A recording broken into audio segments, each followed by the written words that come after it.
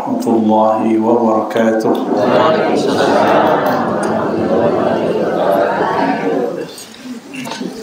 Alhamdulillahilladzi bayyadal quluba wal wujuha bidzikrihi. Asyhadu an la ilaha illallah wa asyhadu anna Muhammadan abduhu wa rasuluh. Allahumma salli wa sallim wa barik ala sayyidina Muhammad wa ala alihi wa ashabihi wa li baitihi wa dhurriyyatihi ajma'in. Amma ba'du. Puji syukur kepada Allah. Betul Buya, lah belasan tahun lo ndak kemari ya. Tahun baralah dulu ya. Mungkin 2009. Mungkin 2009. Bersabok jo Buya ujung ameh.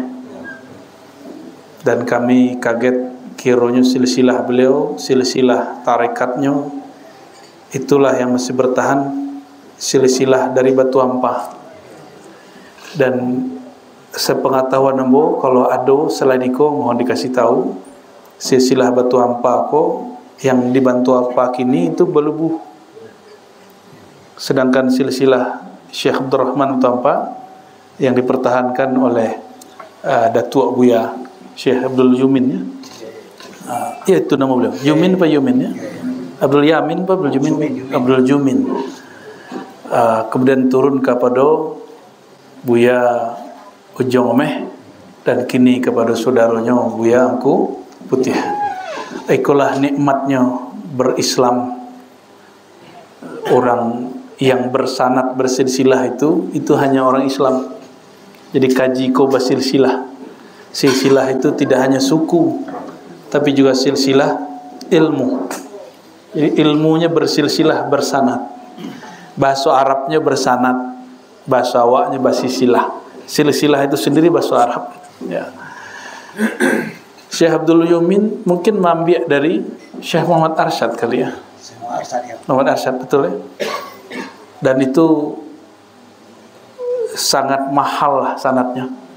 Sebab yang berkembang dari Syekh Muhammad Arsyad lebih banyak silsilah Quran. Sedangkan silsilah tarekat ilmu dek kami mencari kiranya bersobok di siku. Ya. Semoga Buya Angku Putih mempersiapkan puluh generasi berikut. Jadi jangan ditahan-tahan ijazah tuh. Ya. Nanti putus ilmu tuh. Ya. Syukur yang akan selalu kita panjatkan ini tidaklah sempurna kecuali dengan bersolawat kepada ruhaniyah baginda Nabi Muhammad sallallahu alaihi wasallam. Ya. Alhamdulillah dengan wasilah perantara udah kami saudara kami Syekh Angku Mudoan ya. Beliau itu seperguruan dengan guru kami Abuya Kasril, beliau hadir ya.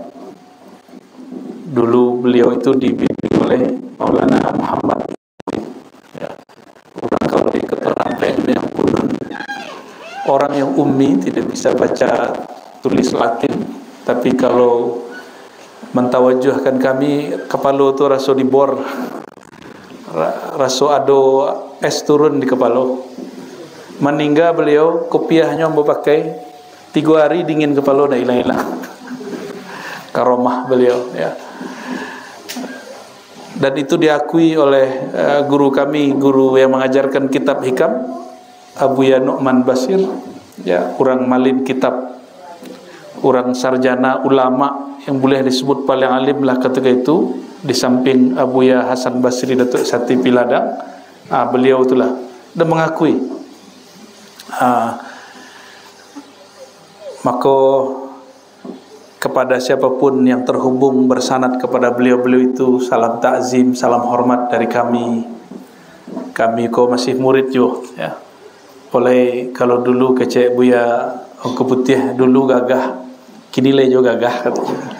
Untunglah dah disebutnya cantik ke babayo. Kalau awak disebut cantik babayo tu gul mulai tangan le. Bapak Ibu yang berkenan Allah, izin guru kami Buya Kasril ya, kami belakangi Kalau di Minang biasa mereka, tapi kalau di Jawa kami risih Pak. Duduk tinggi pada guru, sama belakangi guru lo risih. Kalau di Jawa tu tak berani orang ni. Ya, berjalan di muka guru nah, ada berani. Hanya di orang awak, orang Arab dituju. Jadi yang paling beradab ke guru itu yang orang Jawa santri, yang ngaji kitab di pesantren-pesantren. Ya. Dulu malu ada orang cium tangan guru di kampung awak. Kecuali orang tarekat mambil sanad silsilah. Ya, kalau ndak ijazahan ndak ada cium tangan. Ya nak. Baru kini-kini kok orang ke gurunya, ke guru IPA-nya cium tangan. Masa ke guru IPA cium tangan, ke guru makrifat kepada Allah ndak cium tangan. Ya, tinggi lah guru matematika pada guru makrifat lah. Kalau kecil orang kalau mencium tangan kok sama aja menyembah. Menyembah ko dalam bahasa Minang ada dua, menyembah ubudiyah, menyembah hormat ayang mako. Kecek datuk dalam berundiang ya, sambah kami sampaikan kepada datuk ya nak. Apakah itu menyembah? Itu sembah hormat. Berarti sembah itu tidak mesti menyembah ubudiyah, menghambakan diri, tapi lebih kepada hormah wa ta'zim, menghormati. Ya. Ala kakaji Pak Kalau disuruh-suruh kok dibaca kulit-kulit cemehnya beko. Dibaca dalam panjangna kaji mah itu loh. Dicubu lo kaji buya ke culah. Tu lo gaya orang awak ke. Nah, ada di Jawa orang berani beritu. Ya, di Siko berani orang itu, ya. Kalau di tarbiyah Islamiah tu ada guru baru, dia suang deh guru lama. Kalau yo ang le hebat, ujilah guru baru tu. Bajan kurang aja. Tapi itu lah hebat orang awak tu. Di situ lo terbuka ilmunya. Maka Bapak Ibu yang berkah Allah, kami tidak berilmu loh. Cuma kebetulan dapat percikan dari yang maha berilmu, Allah Subhanahu wa ta'ala. Ya. Rasulullah SAW menyebut dirinya ana madinatul ilmi, akulah sang kota ilmu. Kalau kota, coba bayangkan kota asas itu pasar, kantor, rumah, jalan, yo, lengkap. Kalau apapun ilmu pasti ada di qalbu Nabi Muhammad sallallahu alaihi wasallam. Wa aliyun babuha, pintunya siapa? Sayyidina Ali. Maka semua tariqah termasuk tariqah Naqsyabandi yang dipakai di guru-guru kita di Siko menyulat orang memimpin tariqah termasuk Samaniyah itu bersanad kepada Sayyidina Ali, sedangkan Naqsyabandi punya dua jalur, Sayyidina Abu Bakar dan Sayyidina Ali, ya. Untuk para silsilah wabil khusus Nabi Muhammad SAW dan akhasul khusus Buya Marjunis, nama beliau ya? Ya, Buya Marjunis Ujung Ameh ya, Syekh Tariqat Naqsyabandi di Siko, dan gurunya, ayahnya sendiri, orang gaibnya Syekh Abdul Jamin An-Naqsyabandi, dan semua silsilah kita kepada Nabi Muhammad sallallahu alaihi wasallam. Al-Fatihah. Bismillah. Ya, Suratul ladzina an'amta 'alaihim waladdallin. Kalau orang bertanya apa yang diamalkannya, apa yang diamalkan di surah-surah suluk, ya. Yang diamalkan surah suluk itu latihan berzikir, bukan zikirnya. Kau perlu diingat, zikir belum, baru latihan berzikir. Itu sebabnya di surah suluk zikir itu dikasih angka, mulai dari 5.000, 11.000, ya nak. Angka-angka itu latihan. Maka orang berkhalwat bersuluk di surau itu belumlah sebenar-benarnya berzikir, baru latihan berzikir. Itu perlu dipegang. Maka orang bersuluk tidak usah merasa lebih daripada orang lain. Justru bertambah latihan, bertambah rasanya kurang, ya nak. Maka orang yang baru berlatih biasanya baru dapat kaji, suko mau uji dan diuji, wajar dek baru dapat kaji. Tapi kalau sudah lama nyo baru tahu ilahi anta maksudi itu bukan sekedar bacaan, tapi itu adalah tujuan. Ya, ilahi anta maksudi itu zikir juga. Itu namanya zikir riayah. Apa arti zikir riayah? Zikir menanam kalimat dalam hati, menanam sugesti, menanam tujuan di hati. Ya. Allah tujuanku, ridhonya yang kucari, kan itu. Ya. Jadi orang-orang dari dulu ketika mereka belajar syariat, syariat itu paling gampang rukun Islam yang 5: syahadat, sholat, zakat, puasa. Ya, kalau di TPA dibalik kan, syahadat, sholat, puasa, zakat, gitu ya. Kalau di hadis enggak, habis sholat, zakat, karena di Quran aqimus shalah wa atuz zakah, dirikan sholat, tunaikan zakat, itu barengan. Di hadis juga begitu. Lalu syariat ini yang pertama yaitu syahadat, itu jika diurai itulah yang menjadi rukun 6. Ada orang yang melakukan yang 5 itu, tapi dia tidak sampai kepada rukun yang 6. Maka orang itu sholat tapi munafik. Ya. Dia zikir dengan lidahnya, tidak dengan kolbunya. Sedangkan Allah, yang dipandang Allah fisik atau kolbu? Apa yang dipandang Allah? Tubuh atau kolbu? Jadi kalau yang ruku hatinya tidak ruku, Allah tidak pandang. Kalau yang sujud hatinya tidak sujud, Allah tidak pandang. Itu sebabnya syahadat itu mesti berakar kepada rukun yang 6, percaya kepada Allah Subhanahu wa ta'ala.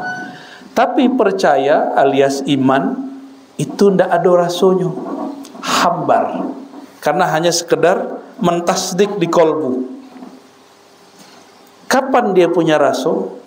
Kapan dia punya kelezatan? Jadi bako orang beragama terasa borek, ya nak? Selama kau orang belajar agama, kayaknya beban. Sudahlah sembahyang sehari 5 kali, sudah bekerja, awak ala letih bekerja, awak agih lu orang pitih, awak bagiin puluh hasil kerja awak kepada orang, ya nak? Beban gitu. Zahirnya beban. Azan kita lanjut saja. Lanjut aja. Awak punya azan surang kan? Boleh. Nabi itu sering sholat tidak di awal waktu, tapi di tengah. Hadisnya banyak. Silakan buka Sahih Bukhari dan Muslim. Ya. Kalau syak dan ragu. Di surau lah biasa. Sembahyang isya kita besok jam berapa ya? Kadang-kadang 9. Bid'ah ya maya. Wala ahli bid'ah juga kecil orang. Bapak Ibu saudara yang dimuliakan Allah, para khalifah, para yang khidmat, ya.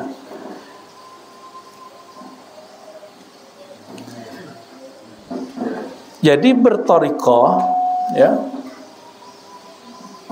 itu jalan supaya syariat itu ada kelezatannya. Ibu-ibu bah kira-kira gulai tapi tidak bergaram. Lain nama pak idui sekamar, serumah, sadapua, sapiriang, jaurang kalau masak gulai tapi tidak bergaram. Ya nak tahan padanya. Balikin pulang le.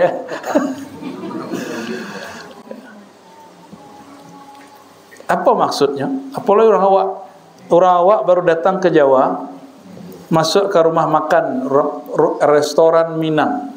Tarasojo gulo bisa datang le. Manih rasa rendang tu bisa datang le. Ya nak? Gayanya lidah orang Minang nak. Dicubo lado bentuknya merah. Cubo kira nak ada pedih-pedihnya.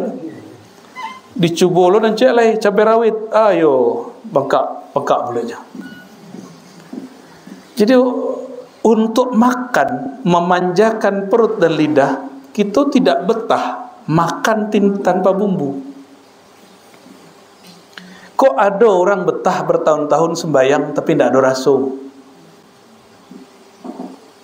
Makan di rumah makan, di resto, dan tidak ada berbumbu. Itu orang bongak atau orang cerdik? Ya, orang bongak atau orang cerdik? Ya, bala bongak orang tua puluh-puluh tahun. Ya, manggalah pajak makan di situ. Tidak lemak nih. Entah hal rasa.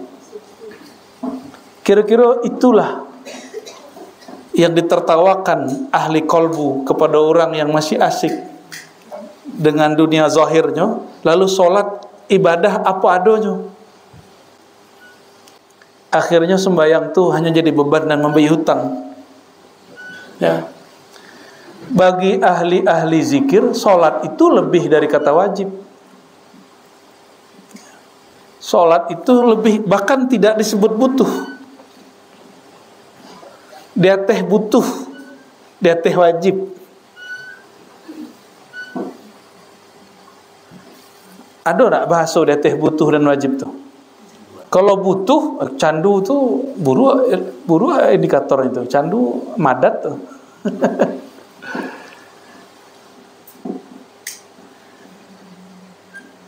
Lai tumbuh pohon-pohon tuh kalau tidak ada cahaya matahari, tidak tumbuh. Kira-kira begitulah. Ya, lebih dari butuh. Jadi heranlah kami, bako ada orang bertahan 10 tahun, 20 tahun ibadah tanpa rasa. Tidak ada rasanya periso. Kau ambo tanyalah, jawablah dalam hati surang-surang adalah suluk sekian kali. Lu pasti lu sembahyang khusyuk leh. Tapi lumayanlah daripada indak. Ya tak? Dulu ndak jaleh siaran di kanan. Siapa yang akan diingat? Tapi dengan belajar zikir kolbu, minimal mengingat nama. Ya nak? Mengingat nama. Datanglah seseorang kepada kami di salah satu tempat di pelosok sana, ya, di ujung terluar negeri Indonesia. Apa kata beliau? Buya, ambo ingin berbagi. Tak bertanya aja dong, ingin berbagi. Alhamdulillah, ada orang ingin berbagi ilmu, jawab. Akhirnya beliau, ambo ko indak menyembah Allah dong. Bah kira-kira buya, ada orang mengecek ambo ko nak menyembah Allah dong. Tapi ambo sabar, pasti koma dulu. Wah, calik nafasnya masih tanggung kan. Ambo ko nak menyembah Allah dong buya. Bare buya, ya terkeceknya. Ambo senyum. Tunggunya sampai selesai. Sampainya di ujung, ambo menyembah zatnya. Allah ndak, Allah tu namu. Kena sembah namu. Rasa-rasa kalai kaji nak. Ya, kaji orang ko. Ya nak. Rasa-rasa ketinggi nak kaji orang ko. Kalau menyembah Allah, Allah tu namu. Ada ndak menyembah Allah dah. Itu kecek kawan. Itulah berbaginya. Itu pagi-pagi itu kami sudah jalan-jalan, itu berbaginya. Bertanyalah ke dalam batin ambo, dijawab atau tidak, ditanggapi atau tidak. Bakalamlah hati, jawab jualah. Orang tu datang ke siko, pasti Allah jua dan mengirimnya. Kan tak ada di alamku terjadi satu biji zarah bergerak kecuali izin Allah. Berarti orang kau lah ditakdirkan buat mangku. Kok ionya betul, kuatkan. Kok ionya salah, tolong diluruskan. Kira-kira itu tegurannya. Kalau ambo ingin sombong-sombong, hendak lenggo ingin meluruskan waktu. Akhirnya bismillah, setelah beberapa sekian menit orang tu berkalam panjang. Kamu bertanya pendek saja. Oi tuan, iya wana tuan, hendak menyembah Allah, sebab Allah itu cuma namu. Yo, jadilah. Kalau ambo tulis namo tuan di sikoha, lalu ambo ludahi, lai tersinggung tuan nak. Ayo, tersinggung lah dan. Itu kecenya. Bah kira-kira wak pajang foto sudah tu buang air was tu. Bah kira-kira tu konjong ada foto tu apa gagah penghulu galanya paling tinggi loh Datuk Konjong di atasnya Gunung Sago. Sudah wak pajang wak turun buang air di situ. Bah kira-kira tersinggung tak? Padahal itu bukan Datuk Konjong, kan dia betul. Jadi ilmu hakikatku kering, tapi nya betul orang berilmu hakikat indak beradab, kata-kata menyakiin, kata-katanya tidak beradab. Maka harus diajarkan adab. Adab itulah ma'rifat. Orang berhakikat belum tentu bermakrifat. Iko foto, ambo anggaplah ko foto datuk ambo ludahi. Kau nak datuk dah. Ya, kau foto kau, tapi tak singgung. Foto sialah kau buat. Itu kecil awak. Ya, tak singgung tak orang nan mirip je foto itu. Ya kan? Itulah hubungan namu foto je padonan punya namu. Bah kira-kira. Jadi bahasa yang pas, bukan bahasa pahit-pahit. Iko bukan Tuhan, Allah tu bukan Tuhan tak. Itu keliru, bahasanya kurang pas. Yang kami sembah tidak hanya nama, tapi kami menyembah yang punya nama.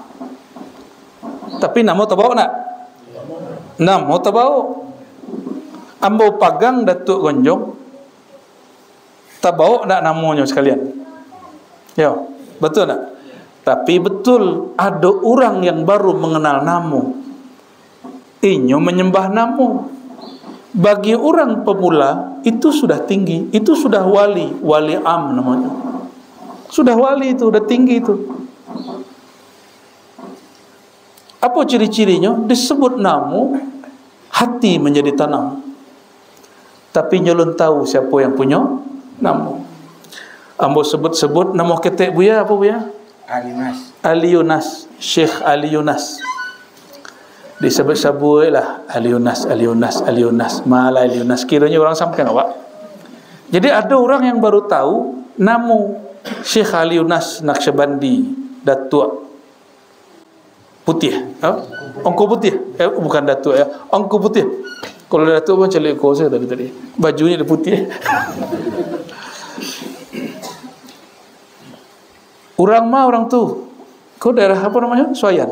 Nah, orang Suayan. Lapayo ke Suayan, tanya kiranya nak tanya tu itu orangnya.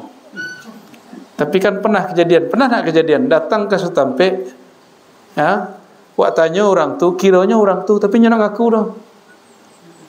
Malah orang tu nama-nama Ongku Putih.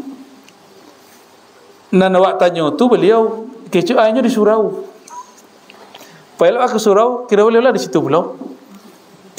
Kau orang nanden tanya cako. Iyo. Ya nak, dia nak tahu yang punya nama. Itulah sering kejadian. Kebanyakan orang hanya kenal nama, tapi tidak kenal yang punya nama. Tapi itu sudah cukup. Tapi bagi ahli hakikat, ndak. Orang hakikat yo. Kalau bahasa orang kampungnya, kowe istilahnya. Ya, hitam putih. Yo ndak terlalu lurus. Sehingga kadang-kadang merasa benar sendiri, merasa tinggi sendiri. Apa aja tu kaji yo tinggi lah. Lu sobornya Tuhan tu lah. Kalau menunggeng-nunggeng sujud rukun lu lah. Lu sobornya Tuhan lah. Ada nama gitu ngecek? Banyak yang ngecek itu. Bentuk kalai mana? Ya. Ada apa lo sembahyang leh? Atau Tuhan dalam diri dan tamuai Tuhan dalam badannya. Bala penghinaannya kepada Tuhan tuh. Walaupun maksudnya bukan diri naniku. Dulu dibagi diri jadi sampai kan. Aduh ilmu itu, tapi tidak meritu pasang itu. Jadi mengaji hakikat itu kalau tidak dibungkus dengan adab, adab itulah ma'rifat. Orang bermakrifat itu tidak mungkin ingkar kepada syariat. Itu rumus tuh. Orang bermakrifat, ini kalau kenal kepada yang disembah, yang menurunkan syariat itu siapa? Allah. Turunnya ke badan. Badan itu berlaku hukum makrifat, hukum syariat. Kecuali badan lah pai. Lah ditanam ke dalam tanah, tidak berlaku hukum syariat leh. Berlaku hukum hakikat. Maka pertanyaan di kubur, tidak pertanyaan apakah engkau sholat, tidak. Di kubur pertanyaannya apa? Siapakah Tuhan engkau? Siapakah Nabi engkau? Itu pertanyaan hakikat. Itu dalil belajar ma'rifat dan hakikat.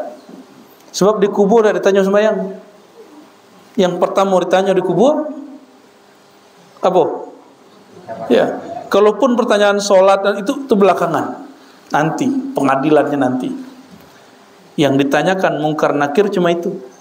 Man rabbuka wa man nabiyuka. Kalau oranglah berdiri kalimah Allah dalam kalbunya, akhirnya Rabbi Allah, Tuhanku Allah, yang menjawab tidak lisannya lagi, kalbunya yang masih hidup tuh. Tubuhnya lah mati, kalbunya kan tidak mati. Maka merugilah orang yang waktu hidupnya tidak pernah berlatih zikir, tidak belajar ma'rifatullah. Tubuh kembali kepada tanah, kalbunya tidak bisa menjawab. Kalbu isi dunia aja. Kece orang Tuhan kami itu Allah. Itu kena lebih itu. Kece orang kece guru kami. Makanya orang hakikat kalau disebut aku bersaksi, anakku saksiin. Itu cara orang itu kan. Yo hitam putih. Basi koreh. Kalau lun bersaksi engkau le, anda usah bersyahadat. Itu orang-orang dulu. Sehingga kadang-kadang ngaji hakikat tuh orang itu sombong-sombong. Nampaknya, padahal maksudnya benar. Maksudnya benar. Ya. Coba, aku bersaksi. Lain menyaksikan Tuhan, nak. Kalau enggak, itu batal syahadat. Apakah begitu? Apakah begitu cara Nabi mengajari umat? Apakah Nabi manggil orang Arab Badui? Ayo bersaksi. Tiada Tuhan selain Allah, aku Rasulullah. Lain Nabi pernah bertanya, ayo engkau saksikan. Kan ada Nabi nanya itu. Itu pertanyaan kalau sahabat sudah ngaji lanjutan. Kalau orang baru-baru diajarkan apa kadarnya, ala kadarnya. Itu yang kita lupakan. Ya.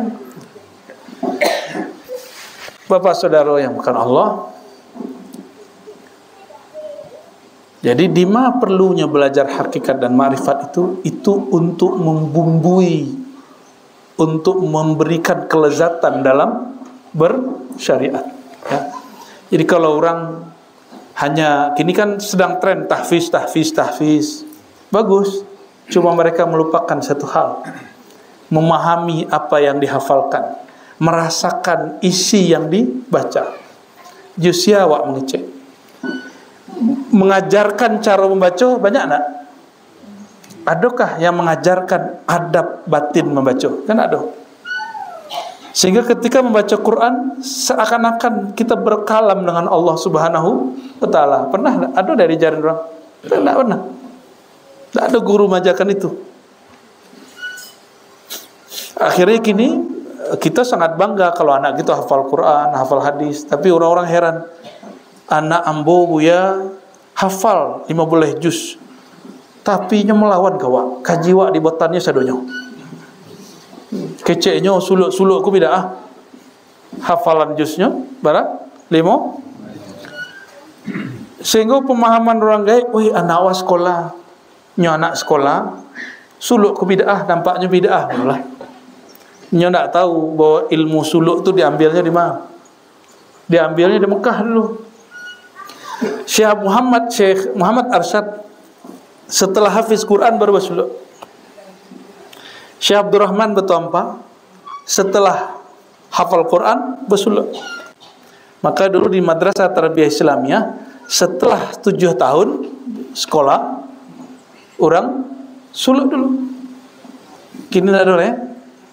Oh kini orang tarbiyah tu ada yang anti tarekat. Mengalah betul tasawuf tu. Gilo aja. Orang tarbiyah tu. Ya. Ya alhamdulillah kalau ada orang mengecek begitu. Maka seorang yang belajar ilmu ma'rifatullah akan mengalami satu pengalaman disebut gila. Sebagaimana Rasulullah SAW dulu disebut gilo.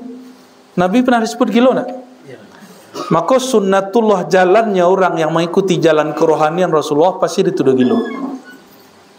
Kalau lo mengalami itu lain, berarti belum mengalami apa yang Nabi alami. Buya lah pernah dituduh jadi dukun Buya. Lah, lagi kodok. Kodok nanda, spesial lo. Ya. Oh dukun mah, tak Buya gitu loh. Itu jalan orang belajar ma'rifatullah. Nabi dituduh sahirun majnun, penyihir dan gila. Kadang dituduh mashur, disihir di gurunya. Kalau orang belajar ma'rifatullah mesti mengalami itu. Siapa yang menuduh? Kawannya sendiri sepengajian.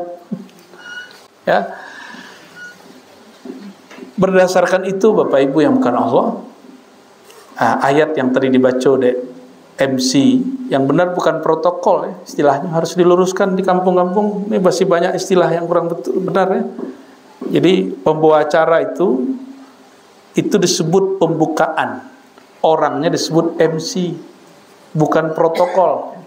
Protokol tutup pejabat, nanti ada namanya protokol presiden. Nah, itu lain. Nanti silakan diluruskan, sampaikan ke kawan-kawan ya. Oke, yang dibaca oleh MC dan plus korek yo dua palonya, ambo palomu cieknya. Beliau palonya dua ya. Qad aflahal mu'minun. Sungguh beruntung orang yang beriman. Iman itu di mana? Kopiah mereka beriman atau baju mereka? Kami pernah ke Abu Dhabi, masuk baca assalamualaikum di imigrasi itu udah jawain baju mereka. Assalamualaikum. Cueknya. Kira bajuku nak baju Islam no. Kok baju orang Arab. Kebetulan guru kami sebagian maja pakai baju iko.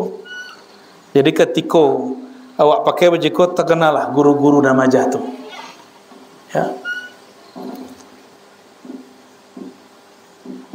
Jadi yang disebut beriman tu di mana tak iman? Di mana tak iman? Di tinggi sekolah. Ya. Banyak doktor tidak beriman.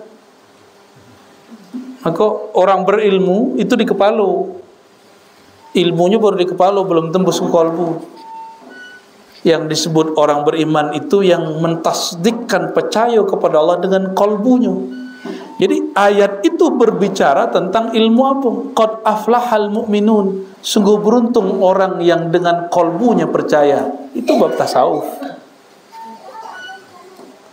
Alladzina hum fi salatihim, bukan gitu. Coba baca ayatnya. Qad aflahal mu'minun alladzina hum fi salatihim, bukan sahun, khasyi'un. Pindah aja deh al-mu'minun kepada sama aja orang baca atin pindah ke surah al-asri.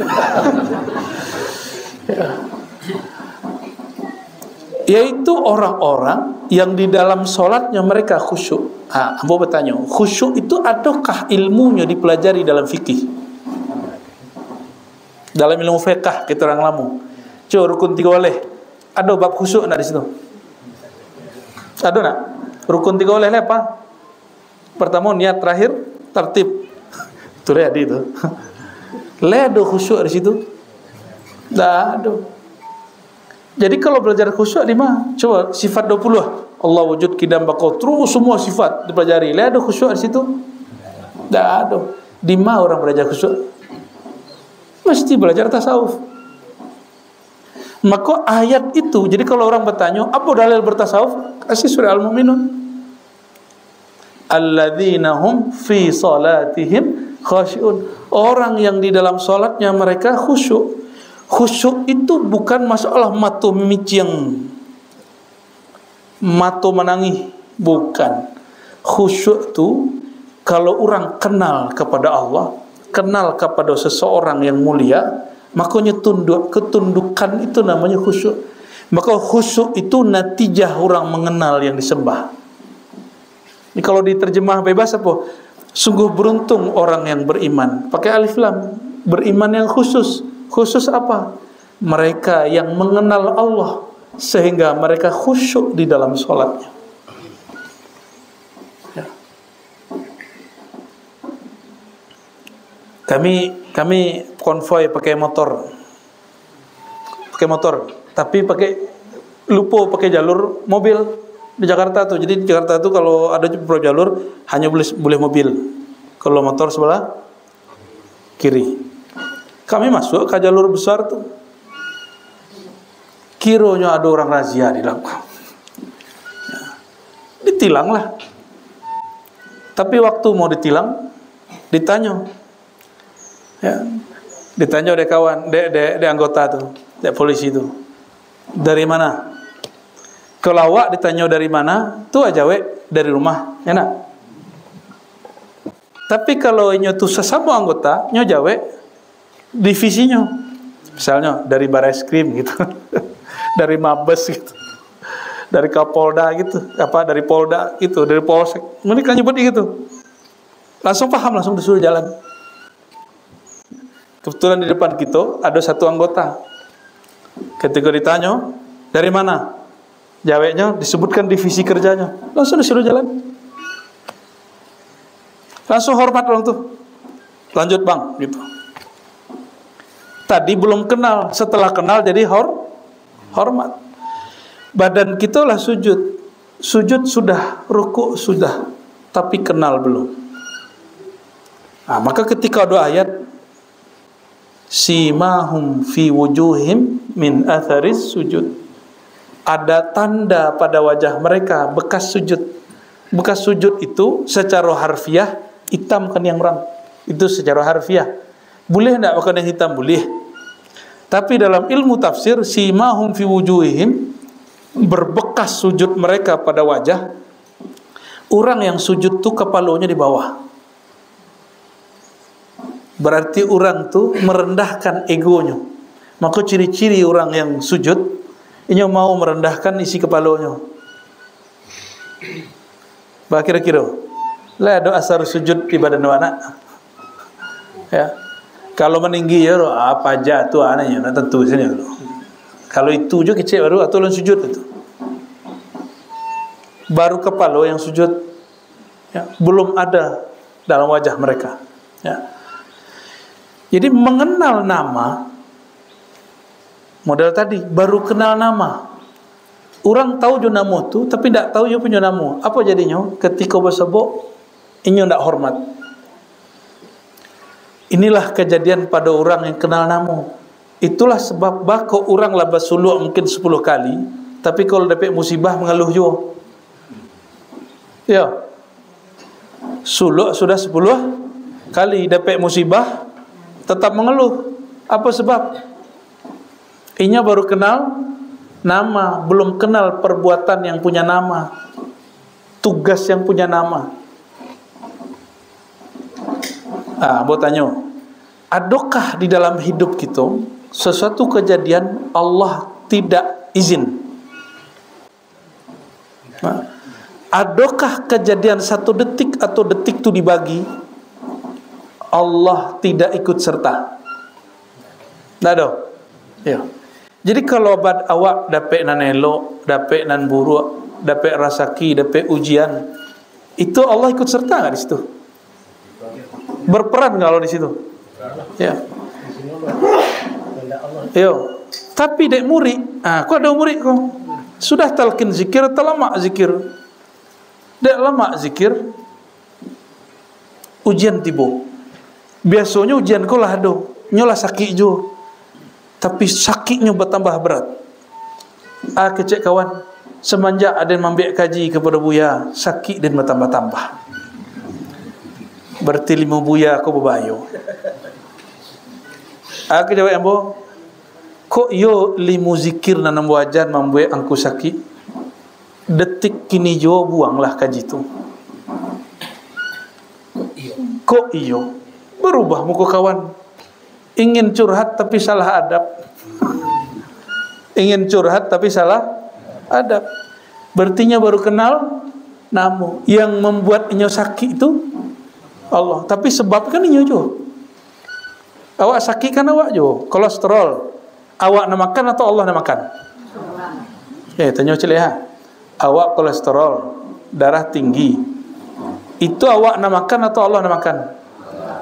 Allah nak makan gaji boh atau awak nak makan gaji boh? Allah nak makan usus atau awak nak makan usus? Tanya-tanya ringan situ. Bako ada orang murid surau suluk keceknya.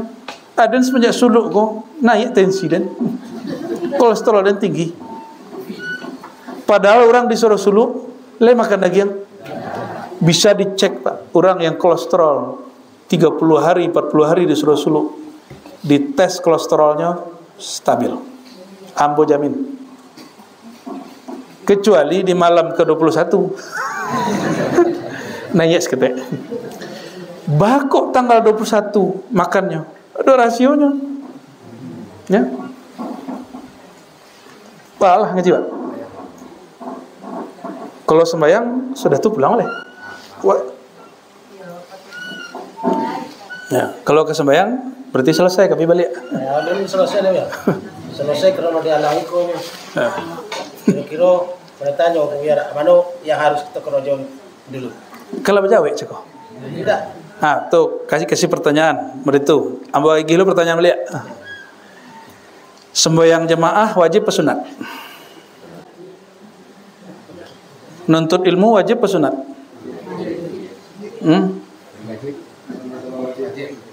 Wajib salat jemaah tuh.